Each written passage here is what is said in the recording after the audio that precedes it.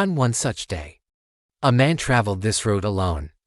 His mind already at his destination, he was so lost in thought that he didn't see the figures lurking among the rocks. The attack was sudden and brutal. Hands grabbed him, blows rained down, and a sharp, exploding pain was all he knew. When it was over, they left him in the dust, stripped of everything, bleeding, and barely clinging to life. As the sun climbed higher, time seemed to stretch and blur. The man drifted in and out of consciousness, his only company the flies that gathered on his wounds. He wasn't sure if he would survive to see another sunset. Then, he heard footsteps. A priest was coming down the road. Seeing the broken man, he slowed his pace. For a fleeting moment, it seemed he might stop. But then he quickly crossed to the other side and hurried on his way. Perhaps it was fear. Or maybe he had more important duties. Some time later, another set of footsteps. This time, it was a Levite, a temple assistant.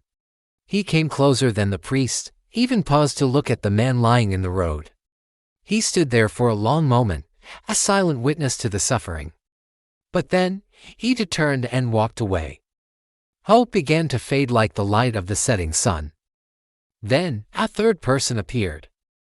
It was a Samaritan. In that time and place, a Samaritan was seen as an outsider, an enemy. He was the last person anyone would expect to help. But he didn't look away. He didn't cross the road. He stopped. He knelt in the dirt beside the wounded man, his eyes taking in the blood, the torn flesh, and the life that was slowly slipping away. Without hesitation, he opened his own supplies. He gently cleaned the wounds with wine and soothed them with oil. He tore pieces from his own cloak to create bandages. Then, with great effort, he lifted the man onto his own animal, slowing his own journey and putting himself at risk.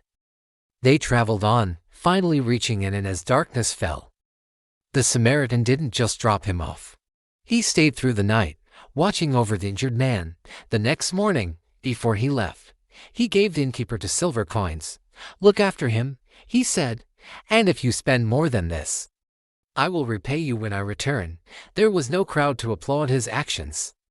No reward waiting for him. It was simply compassion in action. After telling this story, Jesus asked a simple question. Who was the neighbor to the man who fell into the hands of robbers? The answer wasn't about status, religion, or background. It was about the one who showed mercy, the one who chose to stop. Follow for more stories like this, told with heart and meaning. Thank you for watching.